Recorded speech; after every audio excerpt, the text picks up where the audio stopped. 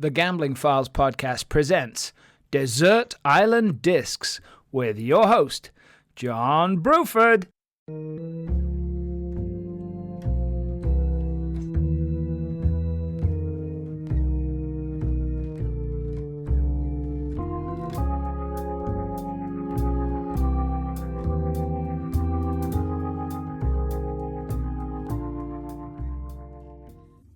Hello and welcome to Desert Island Discs. Sorry, The Gambling Files presents Desert Island Discs, just in case any lawyers are listening. My name's John Bruford, and I'm your host for this journey. The point of Desert Island Discs is it's not just to find out about people's favourite sweet treats, although that is part of it. It's talking to key figures in the gambling industry about ostensibly what they would have on a tropical island if they were stranded to keep them sane. But realistically, that's a way of looking at the milestones and important things in their lives. So it's about their journey.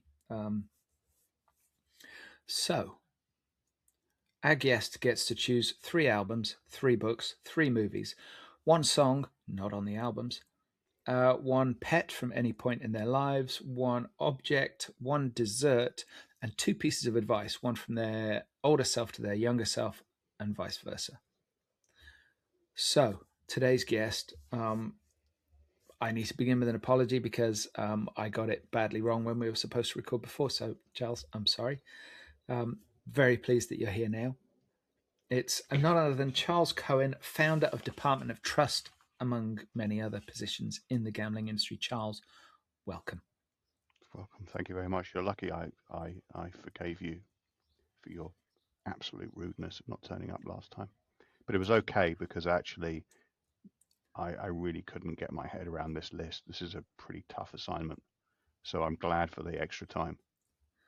Seriously, it sounds so simple when I just read off a list like that. But every time I record one of these, I've got it in the back of my mind what mine would be. But every time I record one of these, it changes.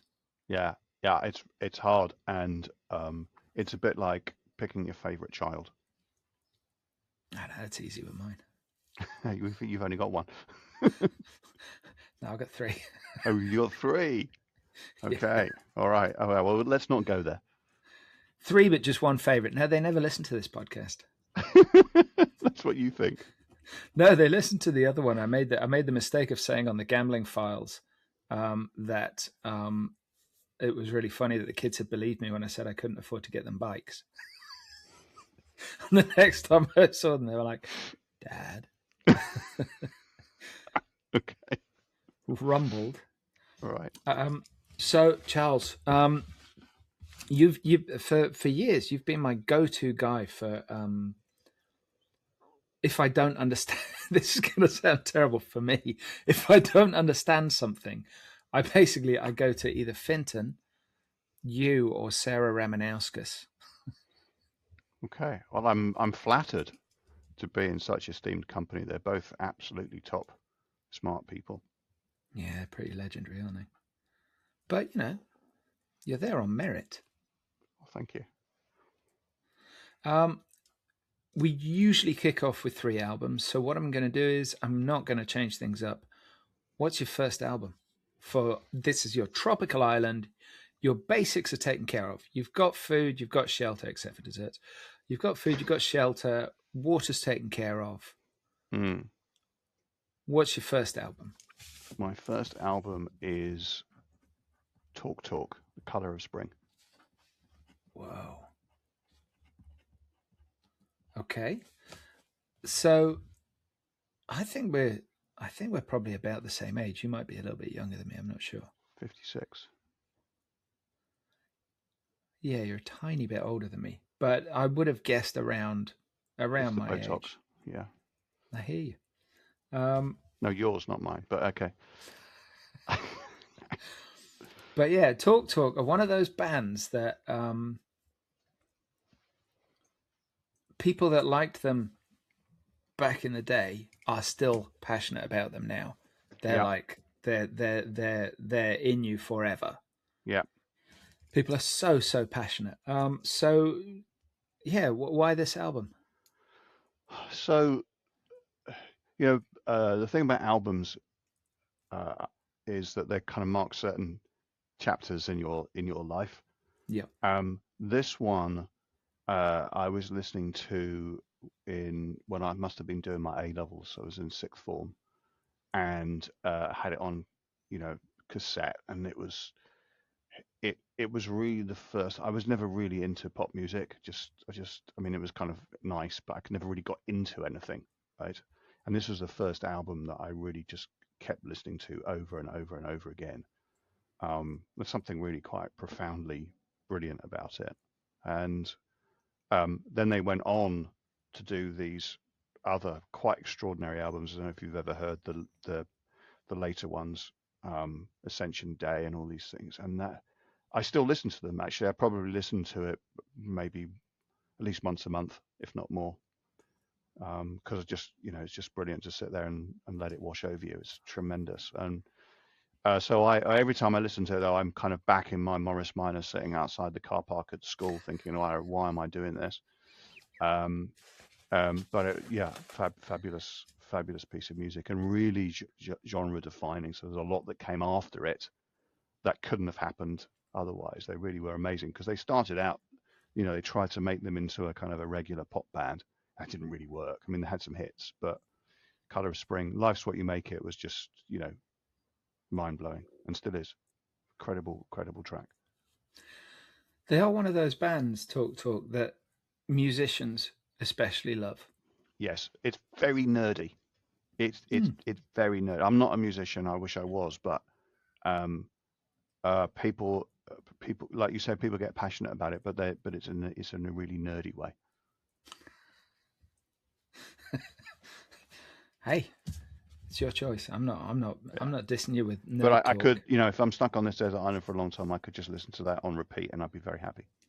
It's Tropical Island, just in case any lawyers are listening. Okay, Tropical Island. Fabulous I should and have gone for great that. Wham. I should have gone for Wham, then I could have had Club Tropicana on the album as well. How about that? But I Yeah, but you didn't. could have that as your song, couldn't you? That's true. I could, My but I'm thinking not. about the song choice was Yeah, simply that somebody could want "Eye of the Tiger" by Survivor, but nobody in their right mind is going to choose a Survivor album. that is true. It's a terrible album. That is true. Okay. Wow. All right. There you go. So Survivor continue to inspire even today. What's your next album? Okay. So this is, I think, one of the greatest musical performances ever recorded. It is Keith Jarrett's Cologne or Cologne 1975 concert. You're going to have to talk me through this Okay, because so this is Keith all new Jarrett, to me. Keith Jarrett, one of the greatest pianists of the 20th century, still going amazingly. He must be about 100 by now, and he um, was really the guy who brought improvised um, jazz, classical fusion to the world, right? And someone's actually just made a film about this. He got so um, asked to go and do this concert in Cologne by someone who was a complete amateur producer who just loved Keith Jarrett and thought, wouldn't it be great to have him perform at this? There's an enormous concert hall in the city, and she had absolutely no idea what she was doing. And when they turned up, they found that the piano was broken, the pedal didn't work, it was the wrong piano. Um, and anyway, it was a huge success. He sat down and they recorded it. And the most incredible thing about it, and you have to listen to it once all the way through before this sinks in, is that it was all completely improvised. So it sounds like something that was rehearsed and rehearsed for hundreds of hours. And apparently, apart from some of the bits at the end, it was all completely made up on the spot. That's wild. And it just, I honestly, if anyone's listening to this and is thinking about what to add to playlist, just just play this. It's extraordinary.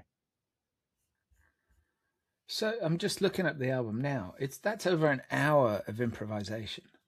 Yep. That's pretty sweet. Yeah, So there's like, I mean, I was also just reading that this is the biggest selling piano recording ever.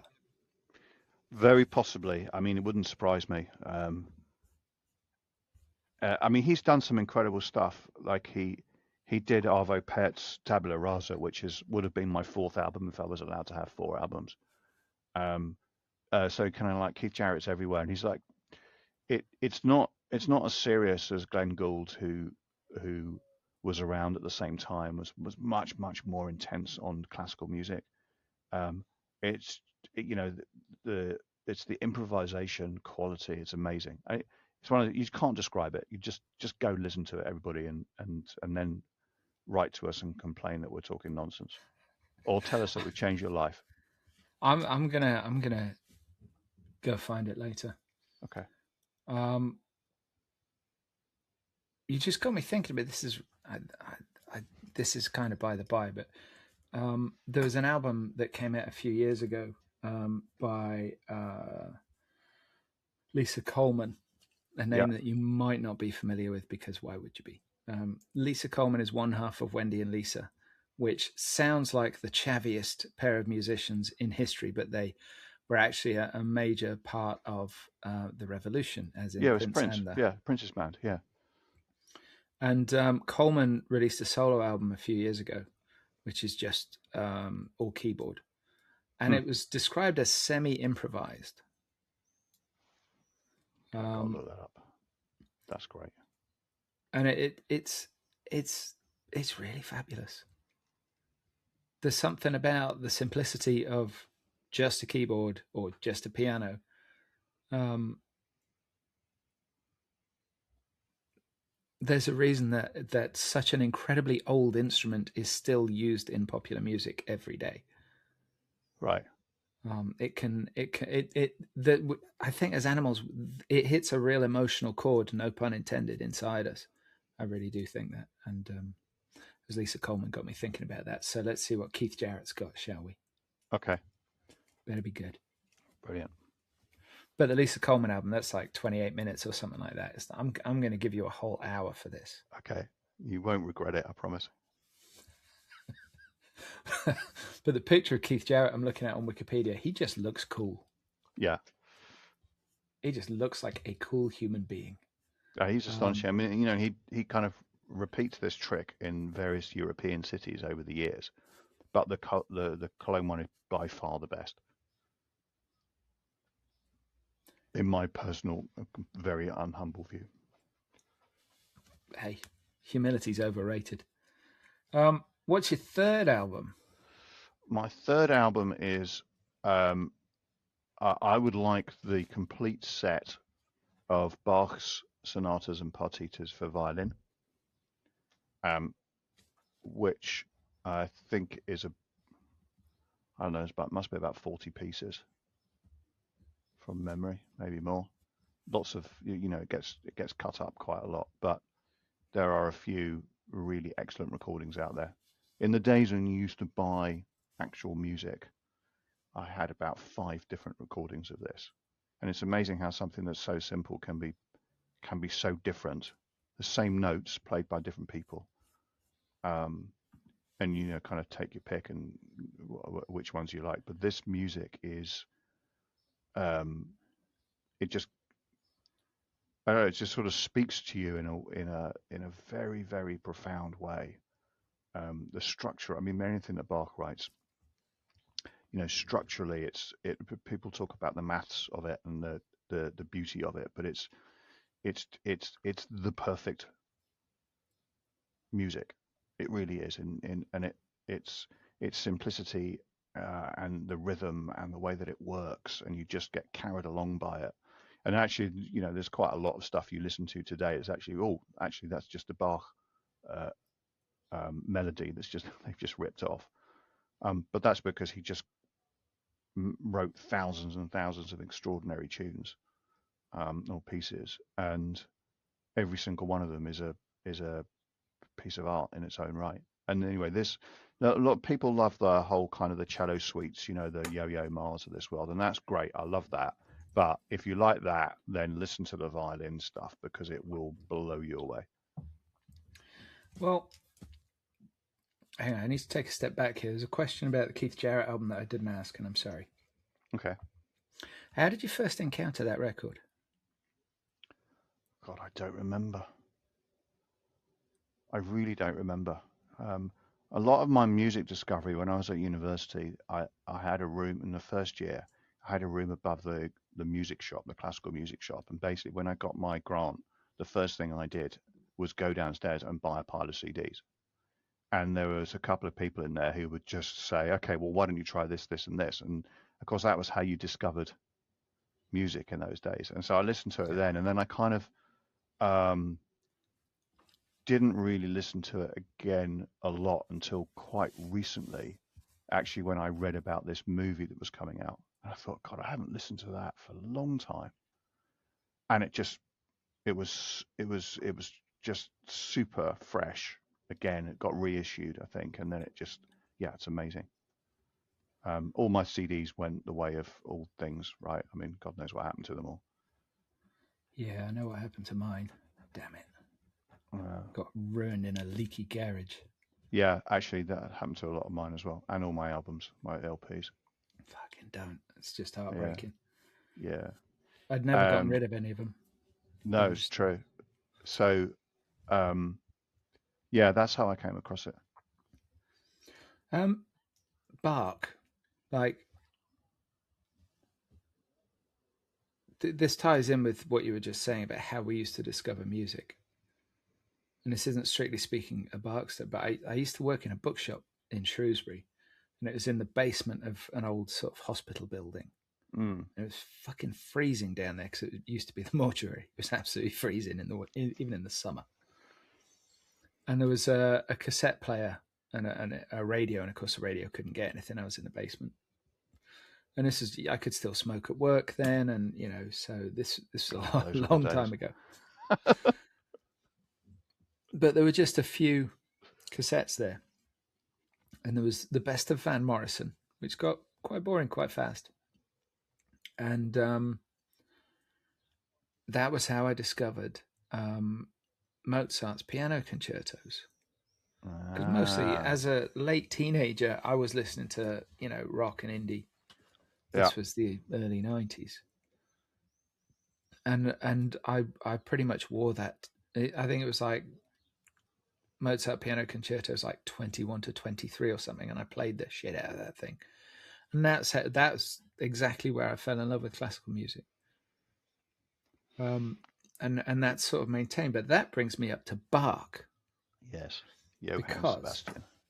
the lady who did the music that is the intro to this podcast and is the music that's the intro to the Gambling Files podcast is a musician named Mara Carlisle, right? Hmm. Now, I think she's a fucking genius. And she's somebody who brings contemporary and classical and bizarre, really strange influences into her music to create this new thing. And I Mm, think with your love of classical music, you might really appreciate her. She also yeah. plays the saw, which is a bit of a headfuck. Okay. Um, but years ago, Mara's first album came out, and I was meeting her for lunch, and I think I was still living in London at the time, and we met, we met on Oxford Street, where the big HMV was. It's still there. It's all they've reopened it. She said, "Have you got the album?" I said, "I've only got the." She sent me a pre-release CD. Mm, So I've only got the one that you sent me, which has got like a song on it that never made the final album. Which is a shame because the song that didn't make the final album was inspired by a short story that I'd written when I was at school, which is bizarre. Um, so she goes, "It's in here. Let's go and have a look at it." So we went in. We had a look. It's this beautifully packaged album. It's called The Lovely, and it's a fucking gorgeous record. I was listening to it a few weeks ago, driving across the Mojave Desert after the conference in Vegas. It was just sublime. Anyway, so we're in HMV and there's Mara's album, The Lovely, and it's this beautiful packaging. And she's like, and I'm thinking while I'm in here, I should get Hot Buttered Soul by Isaac Hayes. mm.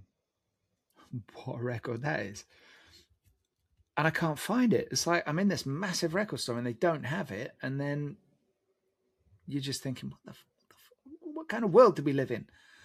And Mara says, "Well," she said, "I'm going to get you my album." I'm like, "Yeah, it's like cashback for you."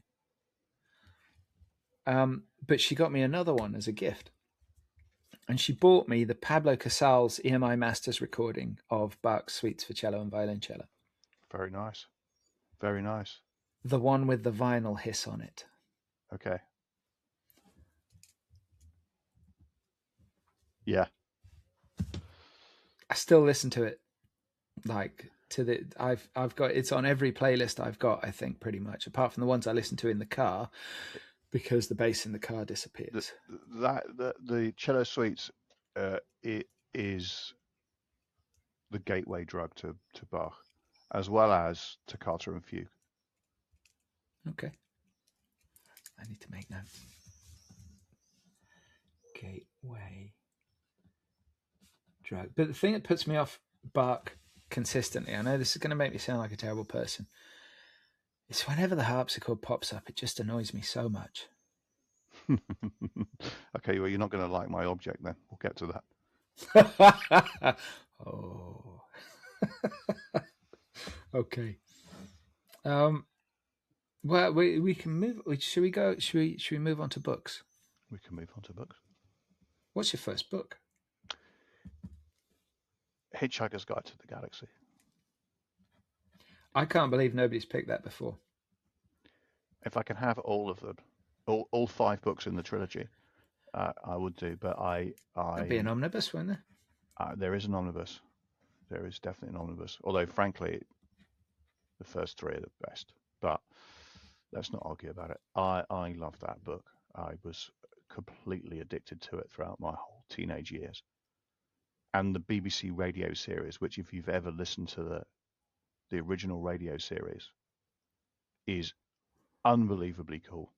It's fantastic. You can download it mostly, I think, off YouTube, Okay. and it's just brilliant. I mean, the film was crap, the TV was bleh, but the book and the radio series is where it's at, and it went on for ages and ages and ages because that's how it all started. Um, it's brilliant. But I will take the book with me, please. Okay. It's a rock solid choice. Okay. And nobody that's listening to this is going to go, what does this man know about being stranded on a tropical island? Because what you've chosen there is a book that stands up to rereading. Oh yeah, absolutely, multiple times. It is one of those things where you will get something different out of it each time. Yeah. And that's a rare thing. Okay. No argument for me. What's next? I would like to take Emily Wilson's translation of the Iliad, Ooh. which, for my money, is way better than the Odyssey, which is kind of a little bit. I think the Odyssey is just like ridiculously over the top. I mean, I haven't seen the movie yet, but I'm really looking forward to it. But the Odyssey is kind of like, every single myth you can imagine and weirdo monsters. And it's fine and it's kind of fun. It's got the storyline is sort of a bit tenuous, but the Iliad is a completely different ball game, and it's just so intense, and it doesn't rely on magic and monsters, and there's minimal amounts of deities coming and interfering with humanity. It's just about human beings and how incredibly badly behaved they can be. So it's set in like the last month or so of the Trojan War, and it's just they're all angry and killing each other and doing really stupid things, and it's amazing. And I read it when I was at school, and I've kind of had a copy of it on my shelf, and bought the Emily Wilson a while back, and I thought, I've really got to take the time to read this. And then you said, I'm going to strand you on a tropical island. Thought, I'll take that with me. It's a good shout. It's one that I haven't read. I mean, Yeah, it's obviously, I'm amazing. aware of I it. mean, it really is just like, and there's so many aspects of it where you think, oh, you can think of lots of different examples from history or even in your own life where similar situations have arisen because it's not barking mad with monsters with 9 heads. Do you like a So good it's a good book. 9-headed monster, though?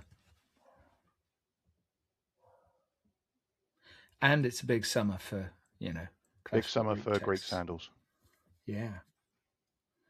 Yeah, I bet you they won't be wearing socks with them in the movie, will they? I don't care how fashionable it is. I still can't get my head around sandals with socks.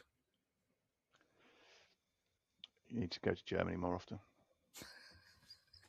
in the winter, where they wear their Birkenstocks with woolly socks. That sort of makes sense because there's a property. Wool has the unique property of It only makes sense until you actually look at them and yourself, and then shedding water. Wool sheds water. Wool doesn't absorb water. Wool sheds it. In fact, all wicking fabrics are modelled on wool. Did you know that? I didn't know that. True story.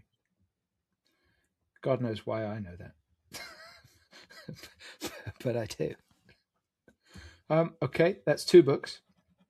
And the last one is a bit random. So I'm going to take Niall McGregor's History of the World in 100 Objects. So I've never read it, but I listened to the radio series, and it's a really astonishing way of doing history. Because it's not your kind of narrative history. I read a lot of biographies, and it's nothing like that. But it's an amazingly broad kind of survey of humanity and life through objects, and many of which are created by humans, but not all of them. Right, and it goes from the obvious to the sublime, and it's just fascinating. And I think the thing about it is if you're sitting on this tropical island with nothing to do all day, you can just open it up at any page, and you'll learn something amazing. It's a very good shout. So I am fascinated by. You say you read a lot of biographies. I'm always fascinated by. I don't know what there might be a proper term for this, but I'm always fascinated by object biographies. I think there was a book called The Hare with the Amber Eyes or something like that a few years ago. It was very successful, and that was the story of this hare. And one of my neighbors actually, and a dog that my dog loves. They used to live just around the corner, but I moved house. They live just down the road now. The lady that owns Jaffa is an author, and she used to be like a travel writer and author. But she heard a concert in the assembly rooms here in Prestine. It was a violinist, and wrote. It was so entranced by the sound of the guy's violin. So obviously, I say obviously, but all violins sound a bit different in a similar way to how old guitars do, but probably more pronounced. We'll come to that. She was so entranced by this that she was just asking him about his violin. And it led to writing a biography of this guy's violin. She wrote a book called Lev's Violin. Okay, I like that for reasons which will become clear. Okay, you have thought about Was it a famous violin maker? That's a good question. Let's see if I can find out for you right now. I've got the book. It's downstairs. It's in my massive pile of books that I haven't read yet.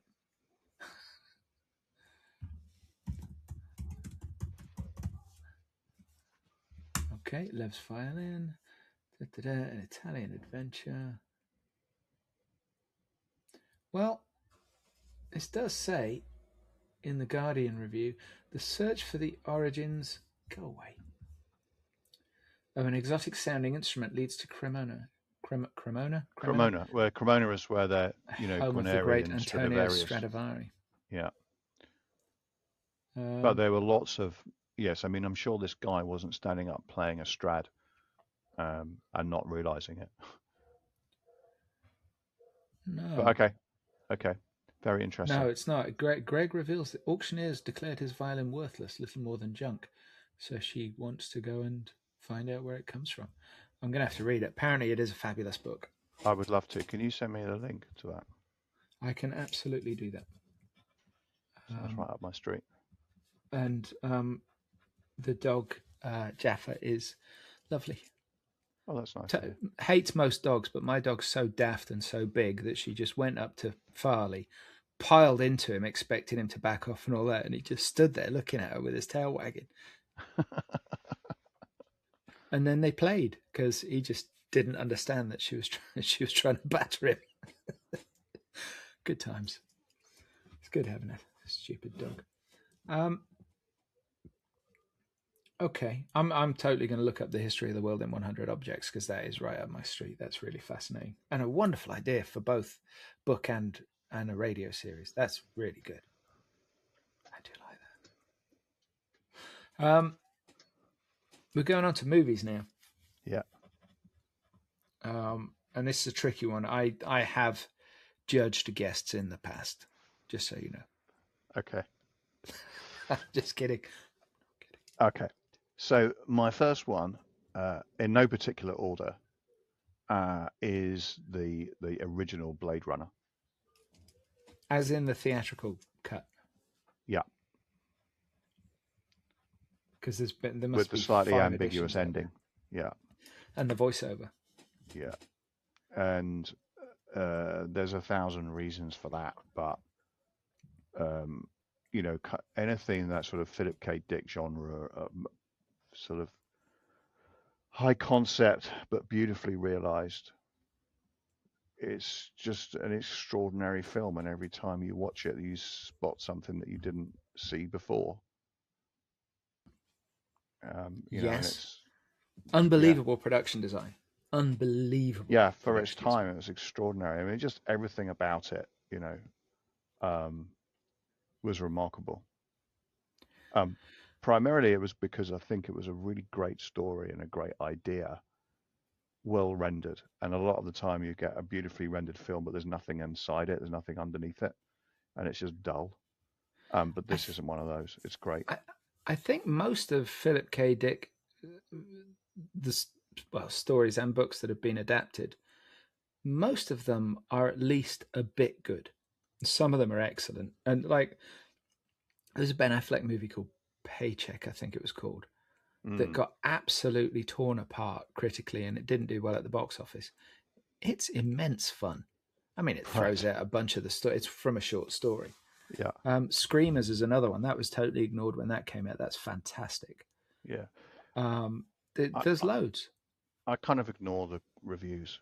Like, if it looks good, I'm going to go and see it, which I can do because I got 3 cinemas underneath where I live, so that's easy. But it's a question of whether you come back to something again and you get more out of it. Yeah. And Blade Runner is just one of those. Yeah, it's a proper onion of a film. You can take it at face value, or you can start peeling. It's got an actor in it, and I keep coming back to this. In my head and in my life, I keep coming back to this, and I'm really struggling to find the way into this. A listener to the Gambling Files saying, like, why don't you try something that's more populist and less narrow, you know? And I'm like, and then I'd said to them, well, I've had an idea for a podcast. It's a movie podcast. And they're like, there you go. See? Yeah, because there's millions of movie podcasts out there, and they're nearly all shit. But what I am planning to do, and it's taking me a really long time because I just make tiny, tiny bits of progress. The first replicant that you meet in Blade Runner is the guy who's being interviewed at the start, right? Yeah. It's an actor called Brian James. Yeah. I love Brian James.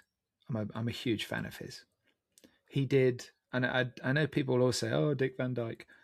Brian James did the worst Cockney accent in the history of voices in the movie Tango and Cash. I thought his character was South African for almost the entire movie. It's that bad. Okay. but generally and genuinely, he's brilliant, and he's done loads of genre stuff, loads and loads of genre stuff. His best known stuff is probably Blade Runner and The Fifth Element, I think. Yeah. Um, but he's done some great horror, and yeah, he was in the first movie that the Cohen brothers wrote, actually, a movie called Crime Wave that Sam Raimi directed in the mid 80s. Oh, Um, okay. and when James talks about Crime Wave, he's like, I don't remember anything about filming that because he was a raging alcoholic and loved cocaine. And he said, I was off my tits for the entire film, and I really don't remember any of it. And he got clean and sober later in his life, and he spent his life. I mean, he was still working. He was still, he still had a cracking career, but he spent it helping young actors who were getting lost in the same things that he'd gotten lost in, and he Okay. helped people get sober. And he died quite young. Mm. And what I want to do is I want to do a short, just like a limited series of like 5, 6 episodes about people like Brian James who are a footnote, if anything, but who actually had a much wider resonance than their career might suggest. Hmm. I think that's really interesting. I hope so. I managed to find one of his brothers, but he hasn't replied to me yet. Hmm. But one of his celebrities, that one of the more famous people that he helped, was Corey Feldman. He helped Feldman get sober. Didn't help him get sane, but he helped him get sober. Well, there is that. Yeah, but it's one of my favorite things about Blade Runner is Brian James. Love that man. So listen, I've just got to throw in a story here, right? So one day I'm in the middle of Soho. I was working in Soho, and I was talking to my flatmate Jules on the phone, and I'm walking along, and I stopped talking, and she's like, "You okay?" I went, "Yeah, this is going to sound a bit weird, right? But I just walked past Ridley Scott." Well, he And would she have said, been. That was not unusual because that was where he was based. "Well, Ridley Scott Associates is Yeah. still in Soho." Yeah. She said the strangest thing. She said, "Oh, do you know him?" And I'm like, "What? Do you know him?" Of course I don't fucking know him. "Oh, how do you know who he is?" I said, "Well, as a director, he's probably, you know, Yeah. shaped more of my life and artistic sensibility than anybody else at this point." And she said, "Oh, I had lunch with him yesterday." She used to work in a place that sold film stock, and one Okay. of their clients was Ridley Scott Associates. And she went for lunch with Fabulous. Ridley Scott and had no idea who he That's was. brilliant. I love that story. Shows how well connected you were to your flatmate that you didn't know such a thing. Well, I think she just had no idea who he was, Right. and Fair was enough. just like, "Oh, I'm having lunch with Ridley Scott today." Fair enough. Madness. Anyway, sorry, I got sidetracked there. Let's blame Fenton. Oh, that Fenton. You can't compete with that Ridley Scott story. Um, Next movie. the I was going to say the original. I don't know. There has been a remake. War Games. Wow, I was not expecting that. Absolutely one of my all-time favorite movies. Um, because it came out at the time when I was getting into computers, so the first personal computers, and with a dial-up modem and hacking into systems that were where security was non-existent, and along comes this movie with this premise that was just about on the edge of being credible at the time, and great Cold War paranoia, um, all about the kind of the kid against the machine, and the first love story and all that kind of thing, and even Nerds Get Girls too, which was also quite inspiring. And I just loved that film, and I watched it again recently, thinking about all these conversations that we're all having to have ad nauseam about AI taking over. And do you have to have a human in the loop? And I actually said to somebody, "Oh yes, it's basically like war games." that scene where they take the chairs out of the nuclear controlled bunker because this computer is going to be in charge of it, of everything. And then, of course, what could possibly go wrong? And I just, it's brilliant because that whole computers taking over genre, which goes all the way through Terminator and beyond. All of a sudden, we're actually living in that movie, right? We are going through that right now, where people are deciding whether to take the chairs out of the bunker. And so, War Games is a great film to watch right now. It's kind of amusing because it tells you that don't worry about it too much. Just don't let them press the trigger. That's so reassuring. It is. It is. It That's is. it's a It is. funny thing though, because it is very much a film of its time. I mean, it's you get movies around that period, and slightly before it, and they are dated by the representations of computers. Yeah. The Thing is a great example of that. Alien is actually a great example of that. Yeah.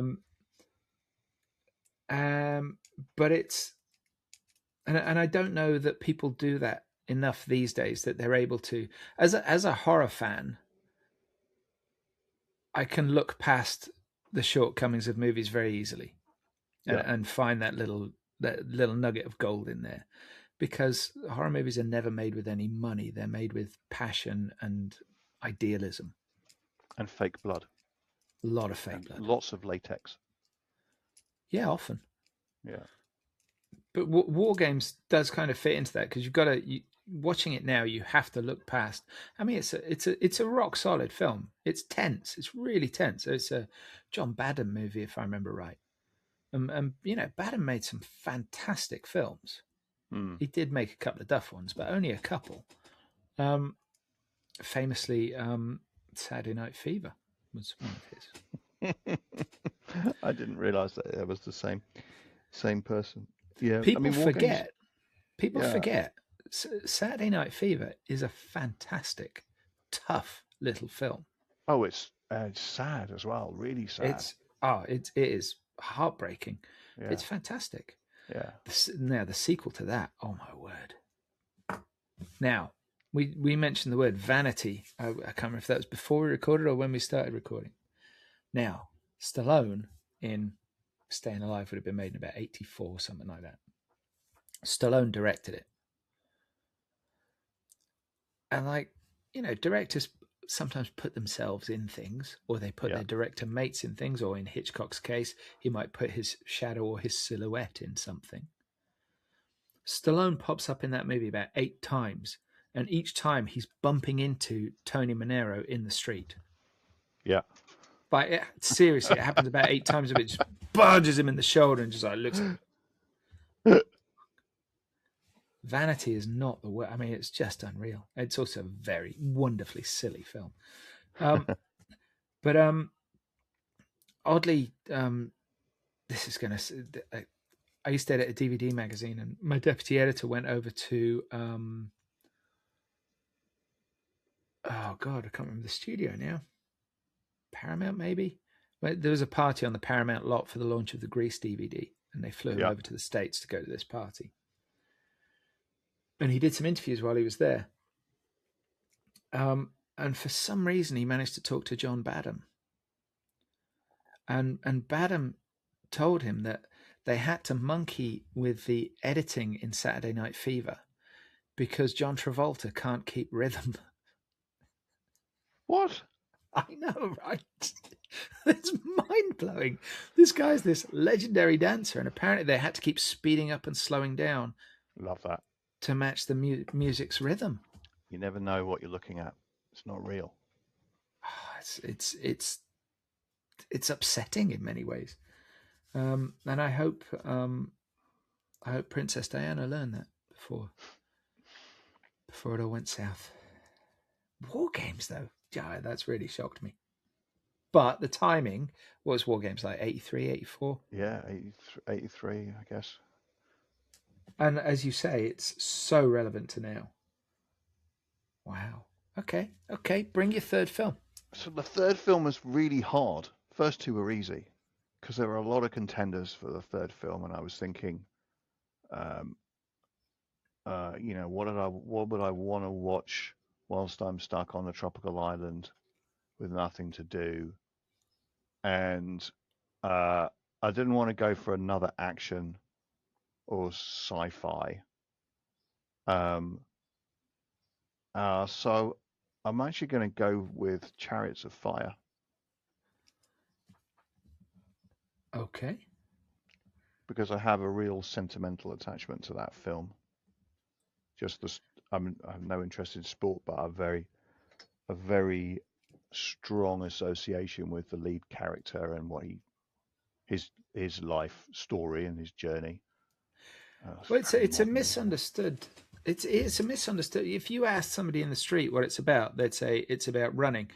When in reality, it's a film that's largely about faith.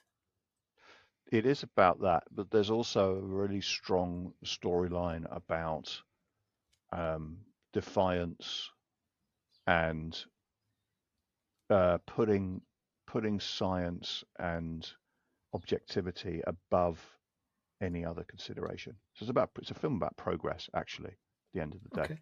that's really the whole thing, and it's been the theme of my life, and so I just love watching it. And once every few years it comes out. It's usually a good kind of Christmas Day movie.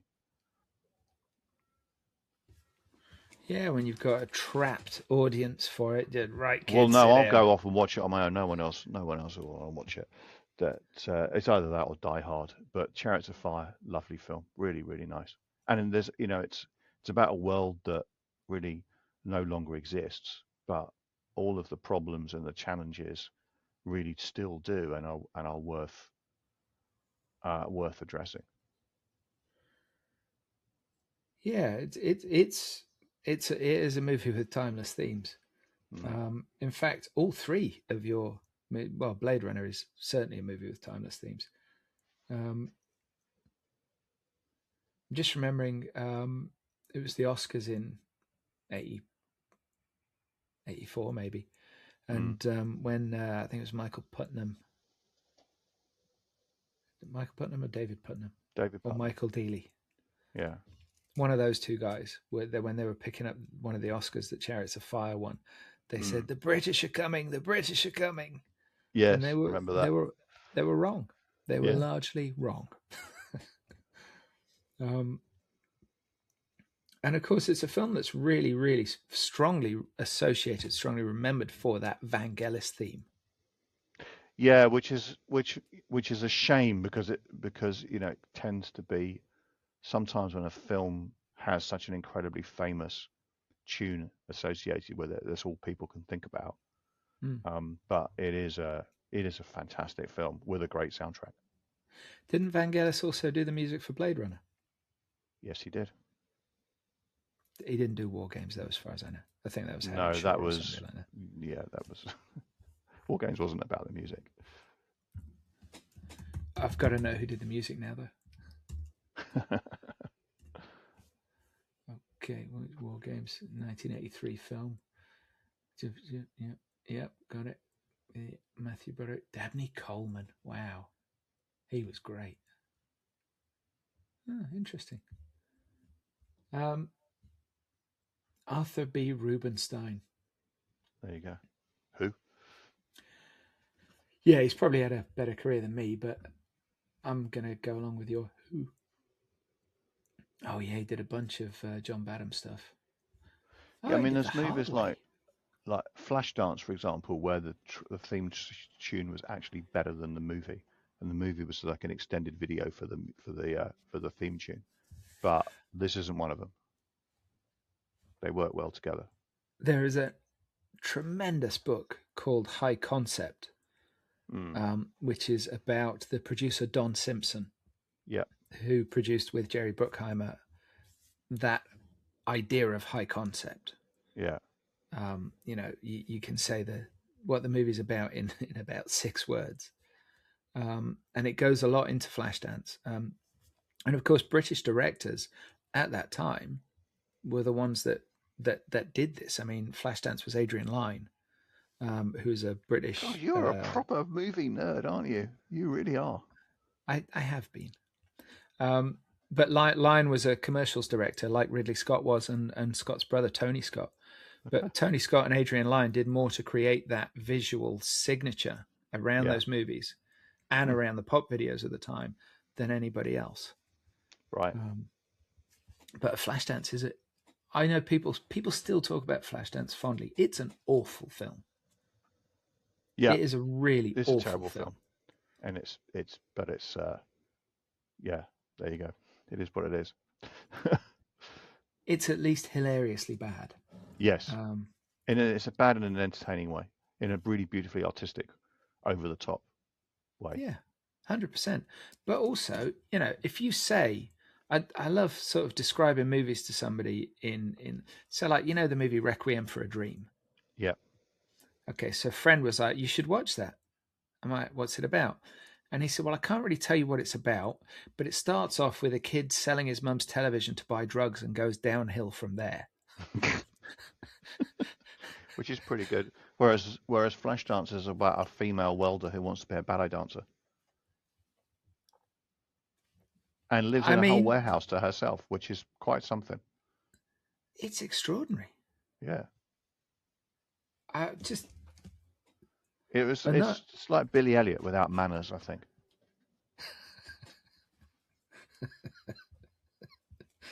Yeah, Billy yes. Elliot would have been mild. If I hadn't have gone for Chariots of Fire, I'd probably have gone for that. Yeah, it's a wonderful film. One of the most gorgeous endings of any film I've seen. Oh, wonderful. Yeah. Amazing. Yeah. Okay. Well, we got your movies, and they're all from a period of just about 2 years between them.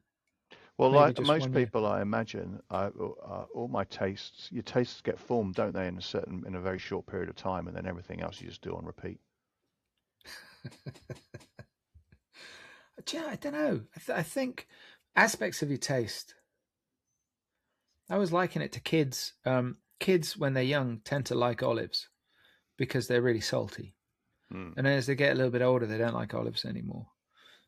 And then once they're in their late teens, they like olives again. Okay, that's really not something that I've actually spent much of my life thinking about, but thank you. The I first saw demographics of olive consumption. You could I write a first PhD on saw that. Texas Chainsaw Massacre when I was about 12, I think. And I Okay, thought it I was, think there's some serious issues with the parenting here. doesn't matter, they're dead. Um, and I didn't kill them, just for the Oh, record. Whew. Just to nip that rumor in the just bud. in case. Yeah. And I thought it was crap. And then years later, when I was editing that DVD magazine, there was a restoration of it, and it was reissued on DVD. And I watched it again, and I realized it was an absolute masterpiece, an absolute Well, masterpiece. that's why it stood the test of time, right? Yeah. You know. If ever there's a movie that's preceded by Reputation, though, it is Texas Okay. Chainsaw Massacre. Okay. Yeah. There's Fair enough. there's there is one moment in the movie where there is blood on screen, and apart from that, there's really none. Yeah, it's all insinuation, and that's the genius of it. That's the most beautifully photographed film. But as a 12-year-old, all went over my head. I'm like, get to the chainsaw bit. It's amazing that I've turned out as well as I have. So, you're now choosing one song. What's your song? So, haha, Peter Gabriel's "So." There is a track on there called "Don't Give Up" where he does a duet with Kate Kate Bush. Bush. I love that song for every reason going. The lyrics, the tune, the voices, everything. It's like the perfect pop song, but it's a lot more than that. And it's also kind of an anthem for living. Don't Really give up. is. It's a great album. Oh, it's an Um, incredible absolutely incredible album.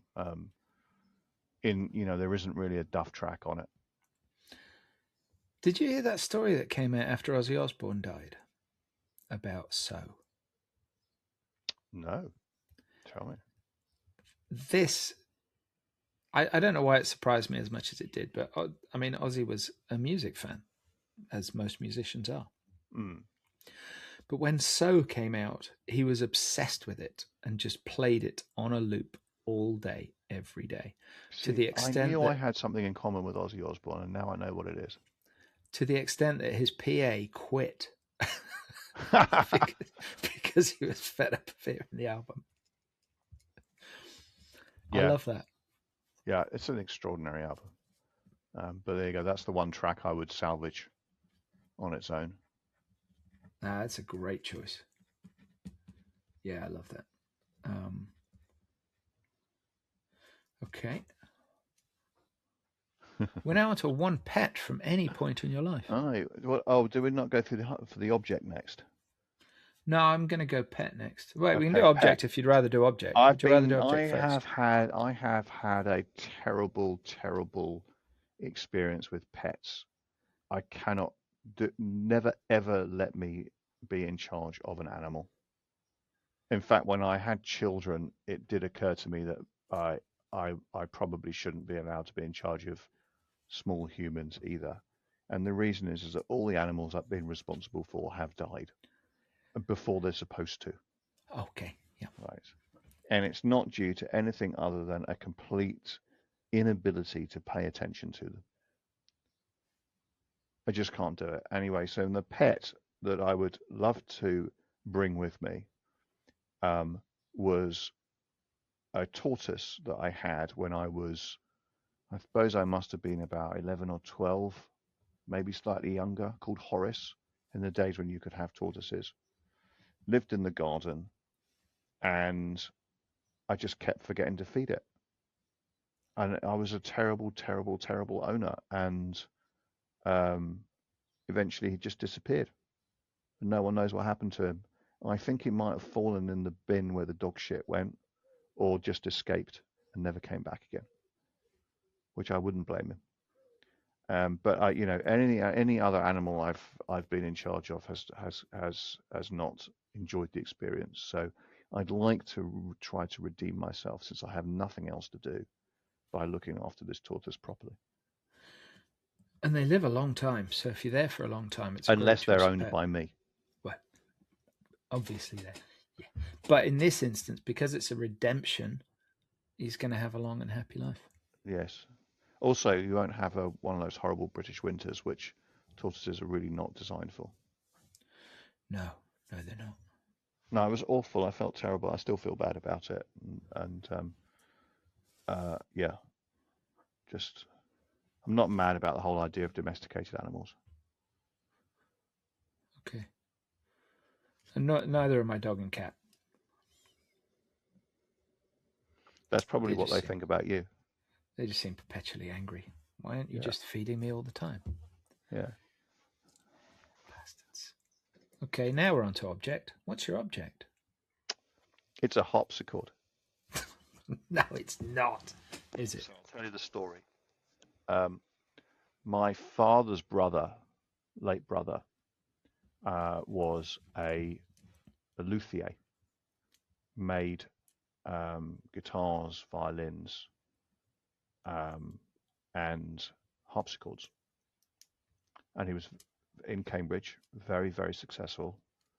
Apparently in that world, famous, and had very, very long and distinguished career, and a very long beard as well, actually.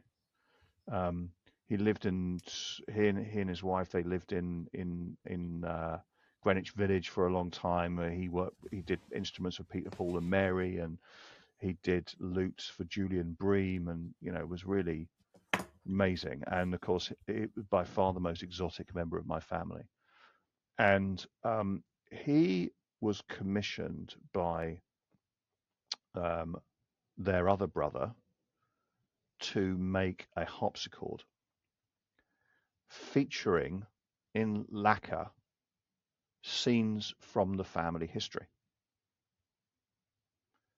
So the family has been around in the UK for an awfully, awfully long time. So most Jewish families came over as refugees. It was like big waves, and got a late 19th century and so on.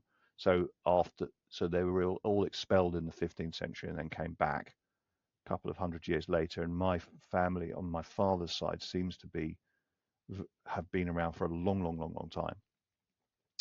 And so they wanted to make this kind of history thing. And so my uncle David made this harpsichord. And then, of course, there was nowhere to put it. Right. And the thing about these instruments is that they do have to be played and they have to be kept properly. So they donated it to, I think, the Fitzwilliam in Cambridge, where I believe it still is. And the terms of the gift were that it would stay with the museum until one of the descendants was able to play the whole of the Goldberg variations on the harpsichord, at which point that person could have the harpsichord. So it's a bit like pulling the sword from the stone. And so I would like to have that harpsichord, and I'm going to do it backwards. I'm going to have the harpsichord, and then I can learn to play the Goldberg variations, which is, I know, back to front. But that would be my absolute dream.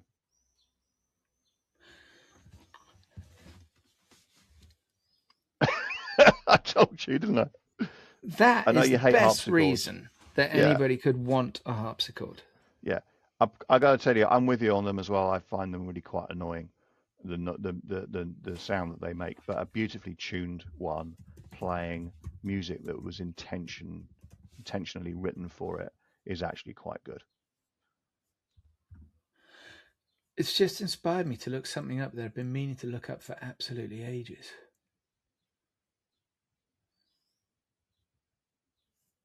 That's it.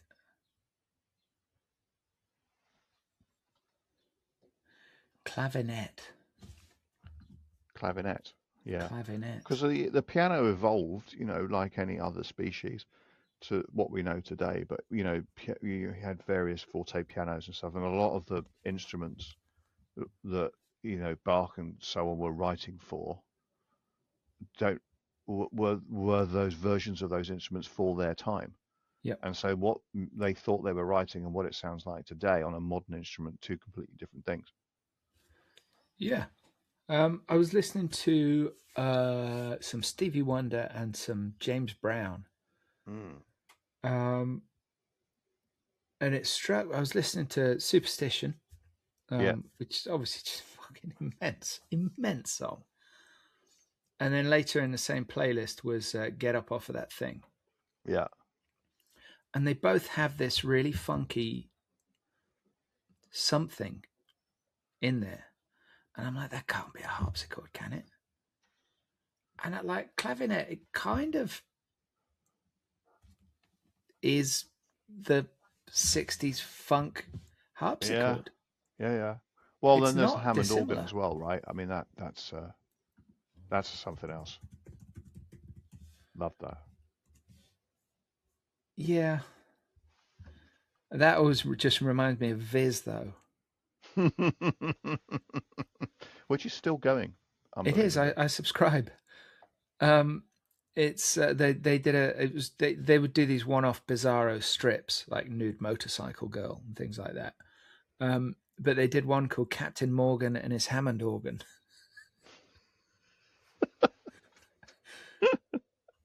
And that it is just very puerile. Very puerile. Yeah, it's clavinet on both those songs, and it is this like really funky harpsichord sound. But yeah, I was thinking, I was sitting in the car thinking to myself, am I going to have to not hate the harpsichord anymore? No, I can just learn to love the clavinet. Okay. So that's good. Whew. I can't believe you've chosen a harpsichord there. That's blown my mind. And for such a tremendous reason. It would have to be a good reason. Because you're right. Otherwise, why would you want a harpsichord? Yeah, it's pretty cool. Yeah, because you've already got firewood. Yeah.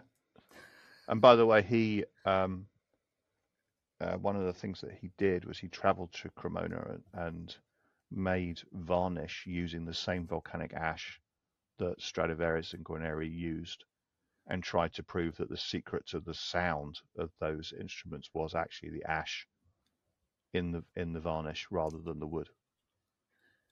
And was it?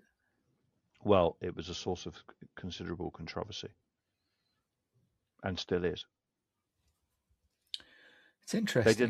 They did a Pepsi challenge thing with it. I think they got Joshua Bell to stand up and play two instruments. One was one of David's violins, and one was a Strad. Could you tell the difference? I don't know. It's a bit like with vintage wine, isn't it? It's like can you really tell the difference? They did a thing 20 years ago, maybe a bit more. And well, the culmination was about 24 years ago, maybe. They did this thing where, so most Scotch whiskey is matured in a second use white oak barrel, right? Mm-hmm. So generally, when bourbon is made, it's matured in a white oak barrel. And then those white oak barrels are taken to Scotland and Scotch is matured in those barrels. Occasionally they use a port barrel or a sherry barrel for a very different signature, but it's a second use barrel, right? And somebody thought, I'm going to make a whiskey that is entirely from Scottish materials, including the wood for the barrels. Everything. Yeah. Right. And obviously this took years, this took decades. And I was at there's a whiskey show called Whiskey Live, and these guys that had done it were given a presentation on it. And I was there with Whiskey Magazine, who were the organizers. And I went in and I was just like moving some shit around or something, I don't know. And one of the guys said, John, come here. What's up? He goes, try this. I'm like, what is it? He said, it's the whiskey. And I'm like, okay. So I tried a bit of this whiskey. And I'm not somebody that tends to hide things. Really? I didn't know that. And it was all over my face. And he just went, it's really bland, isn't it? I'm like, yeah. He said, yeah. Really? Like, who would have guessed? So disappointing. But taking decades to find out that it's really bland. It's just like, I mean, I love that. Well, you've got to ask yourself the question is, why were they using those other barrels in the first place? Aha. Somebody knew. Of course. You often find in life that things, somebody already knew them. I saw a documentary where people were attaching these tiny trackers to bees so they could map their movements. And they found out that bees kind of know spatially where everything is around them for quite a long distance. I mean, look, we have this in our industry, right? I mean, the number of times I see the same ideas going round and around and around in circles. And when the thing that strikes me about it is that the person that comes up with the idea and the people that give them the money to develop it either don't know that it's already been tried 10 times before and never worked, or believe for some reason that this time it will be different. And of course it never is. Well, the bees, it turned out, came out of the hive and then flew in a straight line. And they were really shocked by this. And I'm like, but the clue was there in our language the whole time. We use the term beeline.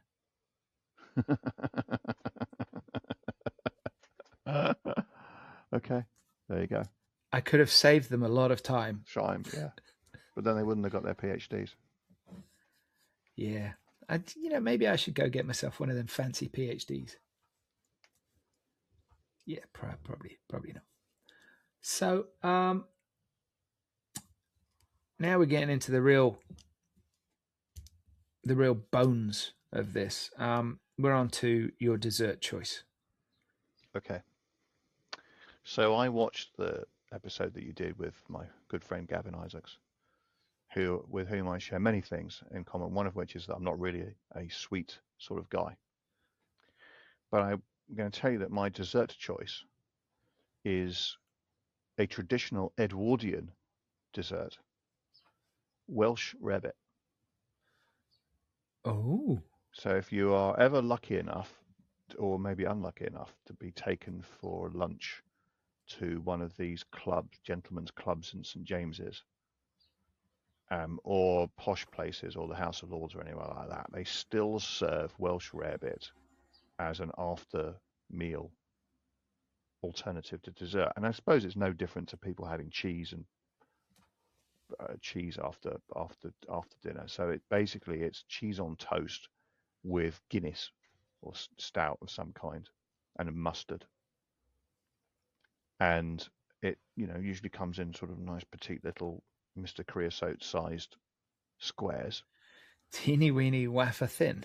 wafer thin, and it's just really really nice and super indulgent, and that would be my dessert.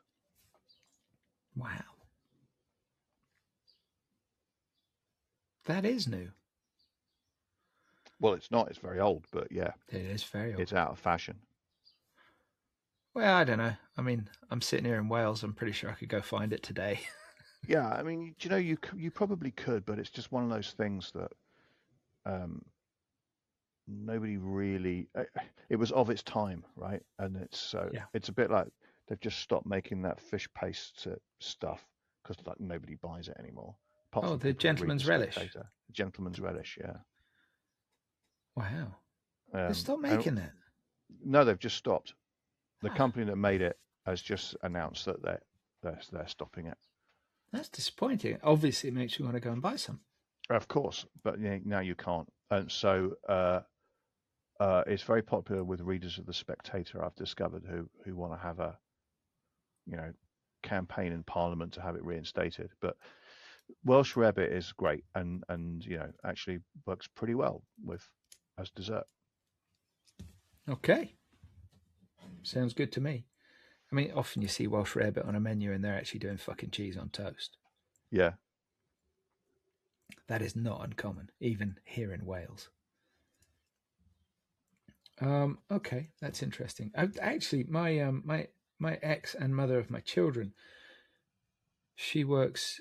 She's a chef in a really really well respected cafe in Ludlow, which is a place that's very very it's famous called for very food. foodie. Yeah, And I'm pretty sure Welsh rarebit is their top seller. there you go. There is a market out there. Yeah, posh cheese on toast. What's not to like? Yeah, seriously. It's just eating it as dessert is slightly weird these days. But No, I could totally get behind that. yeah, I really could. Yeah, I'm on board. I'm on board. okay, cool. Um, I'll visit your island from my island, For dinner. but you're like when you come to mine, you're gonna have to have ginger cheesecake. Oh, that sounds good. It's fucking amazing. Yeah. Yeah, it's good. It's good. And you don't ever see that anywhere. But luckily, Fern's dad was a food scientist, and I mentioned ginger cheesecake to him, and so he set about the challenge of making ginger cheesecake. And Have you had David Kicks on the podcast at all? no, He's been around the gaming industry as long as I have, and he took me to his place just off the Edgware Road of all places, which does Basque cheesecake, and they're just like these kind of camemberts. They are absolutely extraordinary.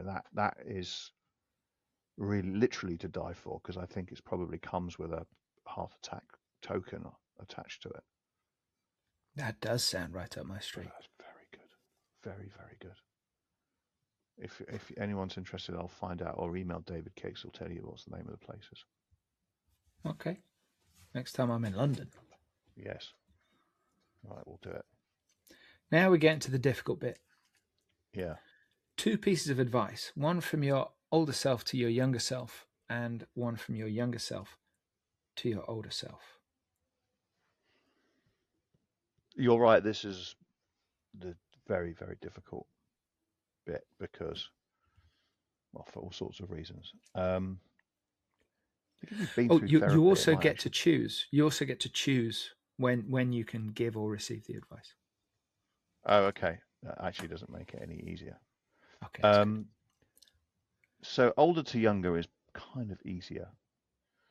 Um, so when I was younger, so kind of up to my kind of post university years, I had a habit of being very, very introspective and withdrawn for quite long periods of time, which really nearly kind of finished me off in my second year at university, where I just went into a really bad spiral. And so my advice from my older self to my younger self is just not to do that. Go out more, see more people, be with more people more often. Um, it's not about not taking it all seriously or anything like that, and but you can't find the answers in your own notebooks.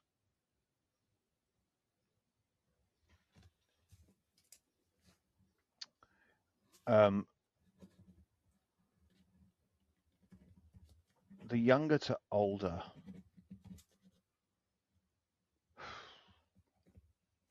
I really, do you know what? I thought I'd just be able to come up with the answer to this on the fly because I've had about 10 different goes at it. Um, um, but actually, I think the younger one would say,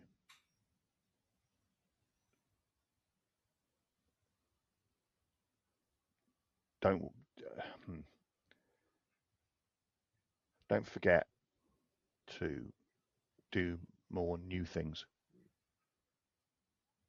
I get a problem with it is you kind of get into a pattern, don't you, of life that you're comfortable with, unless it's disrupted by horrible things. Um, and we live in such a disruptive era that the instinct is to kind of cling to what you know and what you're comfortable with and the patterns of thinking and behaving that have always made sense and they've done you pretty well so far. Um, and I think my younger self would say to my older self, just be ready for more and more and more change. Don't be frightened of it. I'm not frightened of it. Don't resist it.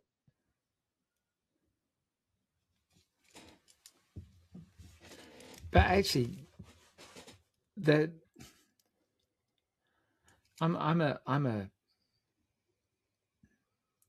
I'm quite a simple person, just in case that wasn't obvious.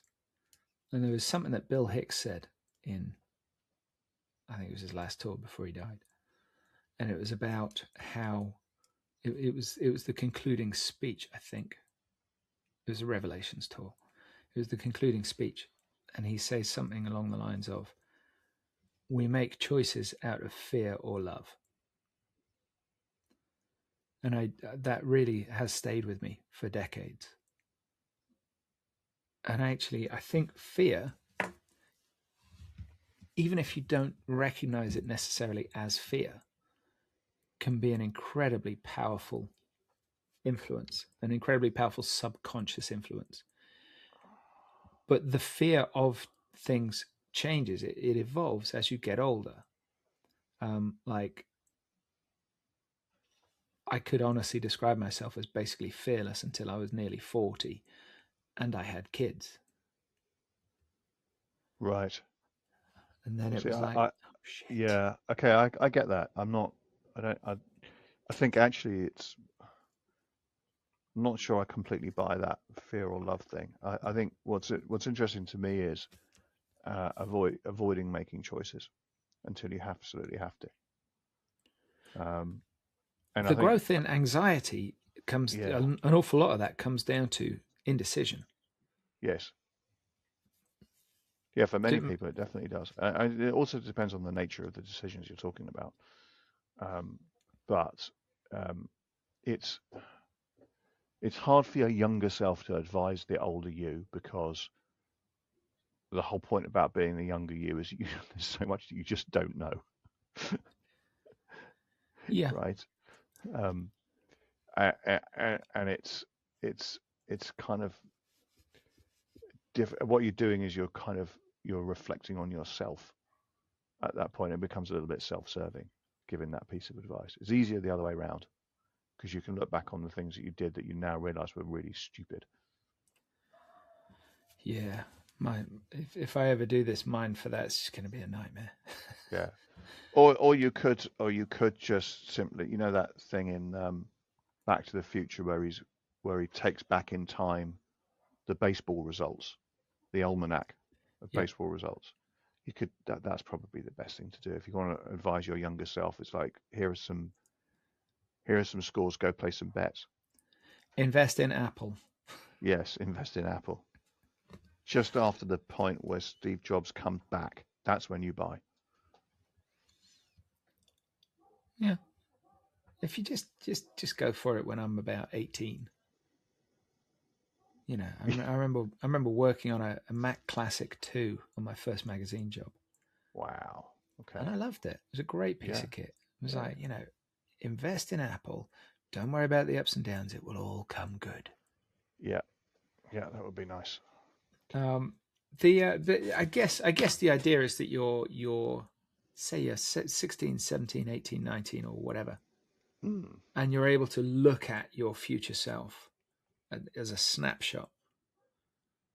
You know, maybe you see your older self and you're wearing socks with sandals.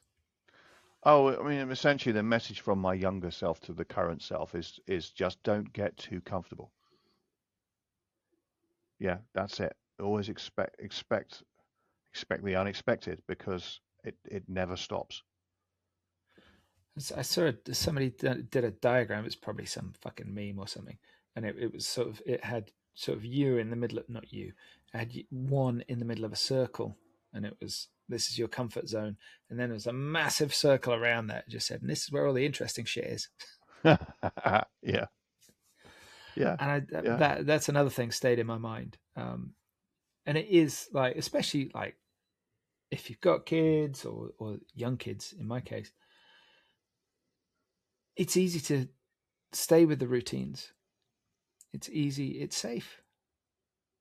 Well, But there's a reason why we do it because you can't possibly live in a state of constant change and anxiety. Doesn't work, right? yeah, It's that the does reason why sound we live sucky. in buildings rather than walk around the fields. Do you like a good field though? Yeah, I'm not sure I'd really want to go back to being nomadic. Yeah. Although I spent a couple of years, I mean, like just technically, a couple of years technically homeless, living out of a backpack. And I got to say, it was pretty good. I mean, Well, it wasn't great. Don't get me wrong. There were lots of things that weren't great, yeah. but I moved around a lot. I saw loads of friends. I had really good quality time with people. How old were you? Um, Let me think. 29, Okay, something like that. 29, okay, 30. okay. And then I got the job on Casino International. And I think I'd have been 31 when I got that. So it was like 29, 30. I was Just when you settle down. technically homeless. When I was funny thing, Paul Ryder, the publisher, he was offering me the job and he says, "You'll work from home." And I went, "I might have a bit of a problem there." And he went, "What do you mean?" I said, "I don't have one at the moment." He said, "Well, you're gonna have to get one." Yeah, okay. And I did, and I moved to Bungay in Suffolk. Never been there, just moved there. Okay, because it had a fun name. A friend of mine had moved to a nearby village, and she said, "You got to come see this town. You'll love it." And when Paul said that to me, that night I got online and I looked up rental properties in Bungay. And the first time I went there was visiting the flat that I then moved into. Cool. And honestly, I had an absolutely bonkers year there, and until I was run out of town like a common pygmy. Really? Why? Yeah, it's a Were you true wearing the story. wrong colour trousers? No, it's Because if right you're on not the like, it's right on the Suffolk Norfolk border, Bungay. okay, It's like, part of it's in Norfolk, part of it's in Suffolk. And I started a blog while I was there, and I did it as a writing exercise because I'd been reading bits and bobs of interesting stuff. Um, and I've been reading about stream of consciousness writing, and I was drinking quite heavily at the time as well. And I set up this blog, and the idea was to just write something every day, honestly, something absolutely honest about how I'm feeling, about what I'm doing, whatever. And it was a period in my life where I was actually quite lonely as well. And the only rule was I can't go back and edit it. and this blog got really popular. Okay. And there were some controversial things in there, it turns out. And then one day, I got an email from somebody. this is how technologically forward Bungie was at that time. I got an email from somebody saying that somebody was handing printouts from my blog around the pubs. Wow. And then the police turned up. As soon as I got that email, I just deleted the whole thing. And then the police turned up at my house. And I said, look, I'm allowed to have an opinion and publish it. And he cited a new Labour law, which was basically if somebody finds something you've done offensive, you have to stop doing it. Oh no, don't even get me started about that. It's appalling. It was an It's it's anti-harassment law, if I remember right. it's an anti-harassment law that has basically become a weapon for people to suppress free speech, whether you like it or not. What's being said needs to be able to be said because the next person that gets silenced is you. And Well, it's just extraordinary to me. I mean, there was a journalist who writes for the Londoner who was writing about the fact that some councillor, Green councillor in Tower Hamlets, I think, well, no, somewhere on the river, was trying to get the pub next to his house to take the tables off by the river because he didn't like them. And this guy was writing about what a ridiculous thing that is. And they got the police to go around and talk to this guy and stop writing things because this councillor had found it offensive. yeah, that's the law. So I got this Yeah, copper on my doorstep, and I just said to him, I said, look, what I've written is published, and therefore it would be libel. And if they want to take me to court over what I've written, because it was one very specific thing, and I knew who'd complained. I had said that one of the local landladies had skin like orange leather. I might have described it as like a 1970s sofa. mm, Um, I don't see why that and could be illegal, a criminal action. and I said to him, that's my opinion. I said, and there's that thing that the Americans like to call burden of proof. It's a civil matter. It's nothing to do with you. And if she wants to take me to court, she can then take me to court and prove that she doesn't have skin like orange leather. And good luck with that if she has to go to court. And that was when he cited this law to me. And I'm like, fuck off. So that went down well. And then I was walking down the street a couple of days later, and I saw somebody that I vaguely knew, and they saw me, raised their eyebrows, ducked into the nearest shop, and came out with somebody and were pointing at me. And I'm like, fuck this, I'm Time out. to leave. Okay. You're just a troublemaker. Well, it turns out, yes, I am. So sorry about that. I've probably revealed more about me than you today. Sorry. I treat this as therapy sometimes. It's very good. It's nice. I've enjoyed it. Charles, thank you so much for sharing. It's been a revelation. You're welcome. I hope that a few people pick up on some of these fantastic, but particularly the Keith Jarrett. Yeah, seriously, I am going to go and All right. sort Tell that me out what you think. now. Thank you.